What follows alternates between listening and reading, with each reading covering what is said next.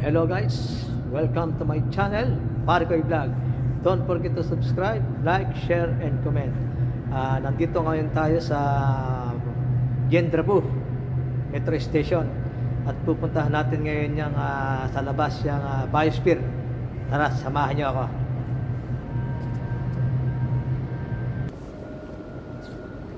Nandito tayo sa loob ng Metro Station ng Gendrabu. Yan. Malabas tayo ngayon dito sa Biosphere. Maganda rito.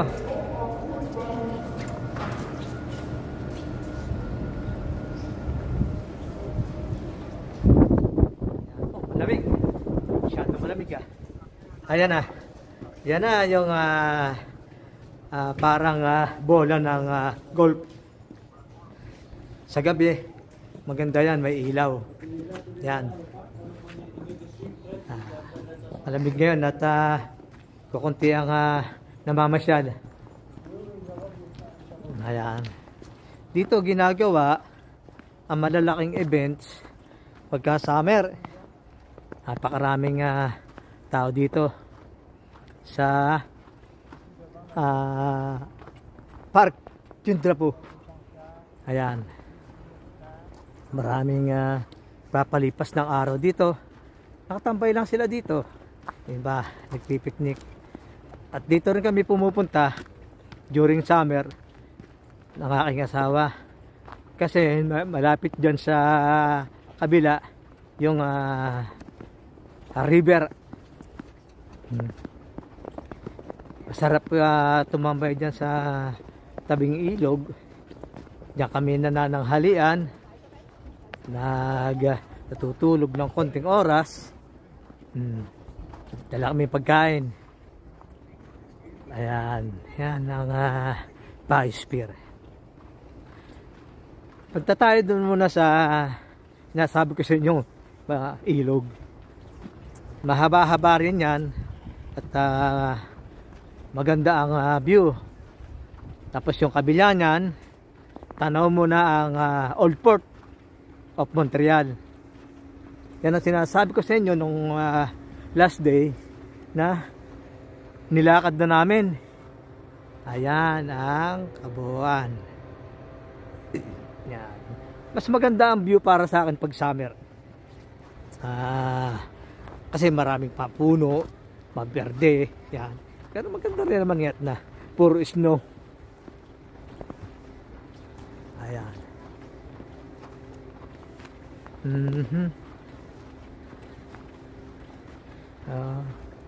Tapos dun tayo sa kabila. Tayo sa kabila pupunta.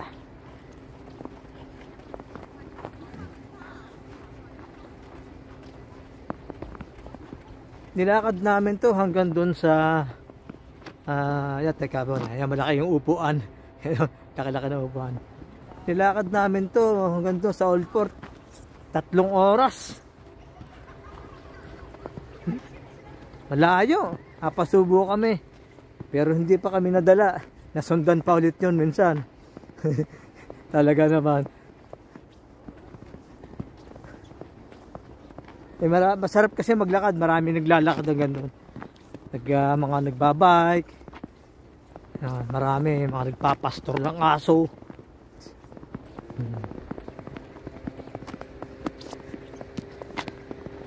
Maluwang din tong Park Gendrabu na to. Nasaan na ba yung daan? Nawala na ako.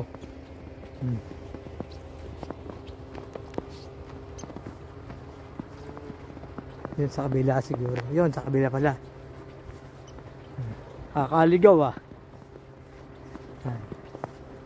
nakadiretso kasi ako din eh.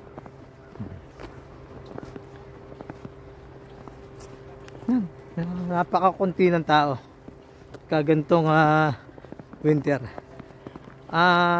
Next week, next Thursday, spring na.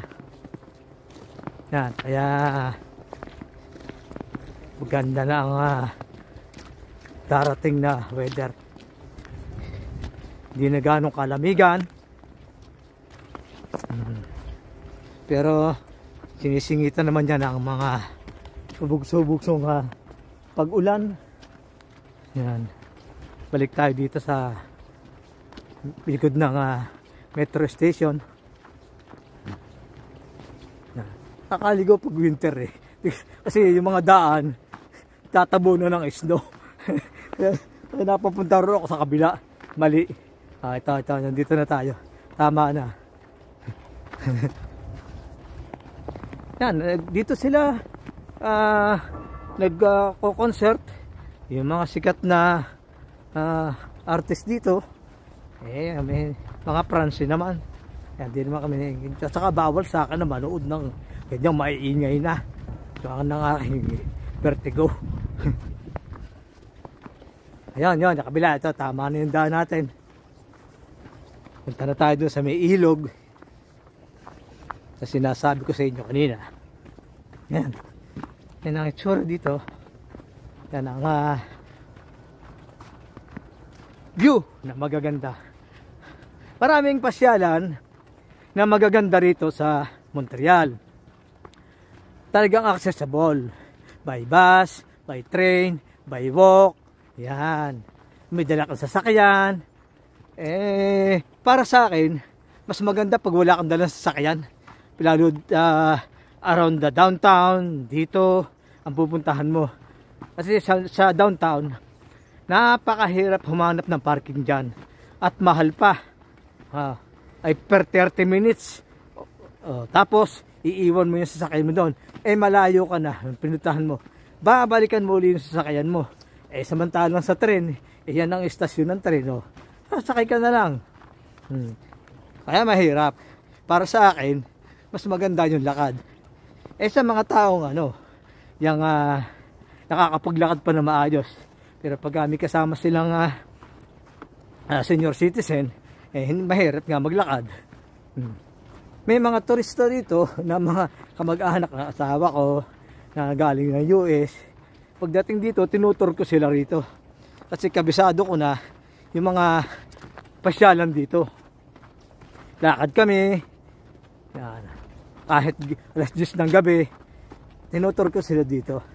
Dahil alam ko kung paano ang mabilis ang pagpunta ron sa mga dapat puntahan. Simula dyan sa St. Joseph Oratory Church. Yan.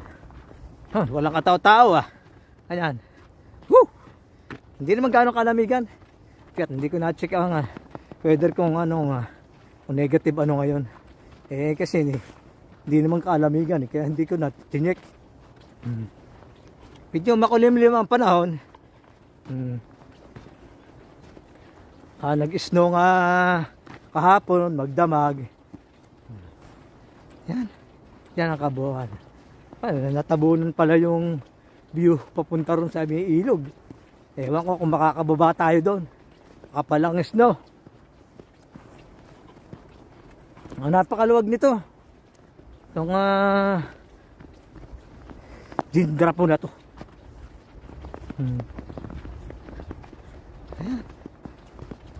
Dapat dito ako, dyan ako dapat sa kabila dadaan. Makapalang snow. Yan. Ilang tao Ang tao-tao parang Dead City ito hindi tayo makakalusot doon. Tambak pala ang snow. Masyadong makapal. Hindi tayo makakaliban. Walang daan. Pati dito sa view na yan, yung art na yan, wala, hindi tayo makakayo. May hagdan pala. Sige, puntahan natin. May hagdan. Center de location. Yan. Mamaya pagbalik natin, kuhanan ulit yung kabuuan nyo dito sa right side na yan. Medyo maganda. Ayan, may hagdan pala rito. Binigyan pala nila ng hagdan. Saka mukhang ginagawa na naman Hop. Tapilok pa. Dadapa pa. Ayan.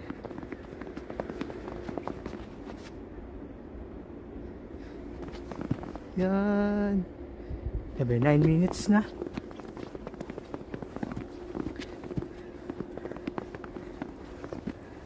Yan. Yan, makapal kasi ang snow dyan.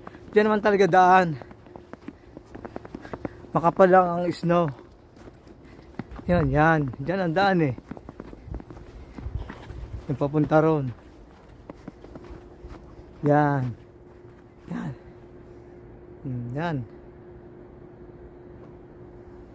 Ewan ko ba kung anong art yan. Hanggang ngayon eh. Nakapabalik-balik na ako dito eh. Kumakit na din ako kung anong klaseng art yan. Bakal siya ba na ginawa. Tayo nakatambay dyan pag summer sa ilalim niya. May mga upuan dyan eh. Yan, tutuwa silang tumambay hanggang sunset na. Yan ang sinasabi ko sa inyong ilog. Yan. Yan, ilog na yan. Yung kabila niyan, yun, no? Yun ang Ferris wheel sa Old Port. Tanaw na tanaw dito. Kaya kung titingnan mo rito, napakalapit lang. Kaya sabi, saglit lang yan. Pero pag nilakad mo na, doon ka na mabubulaga. Walang yan. 3 oras. Kasi paikot. Yan. Hindi na tayo makakababa doon. Masyadong ano. Dito na lang tayo. Yan. May hagdan dyan eh. Yan. Doon kami sa bandaron. Pupunta, tumatambay. Bumababa kami dyan sa gilid ng ilog. May mga bato ron. Doon kami tumatambay. Ayan, nakita niya. Sa summer, pupunta ulit tayo dito. Talagang para makita nyo, during summer naman to. Yan. Yan ito. Yan. Nakita nyo na. Malawak yung ilog na yan. Ayan. Balik na tayo doon.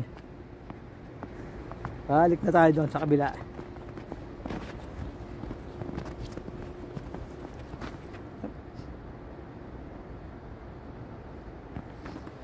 Hindi na.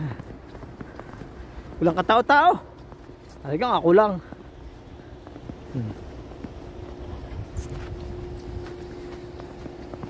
Ngayon lang ako napunta rito ng winter. Ito sa biosphere na to. Kalimitan punta namin dito ni Mrs. kasi summer. Kasi para nga mag-walk, mag-jogging, mag-rest dyan sa tabi ng ilog. Wala pala siyang tao pag ganitong panahon. Balik tayo dyan sa para makita nyo yung view dito sa right side na hindi ko nakunan kanina. Ayan, marami mga nakatayong bakal na ganyan. May ilaw sa gabi yan. Iba-iba't ibang ilaw. Napapalamutihan siya ng magagandang kulay na ilaw. Kumukuti-kutitap. Yan, na parang bumababang spaceship. Yeah. Yan.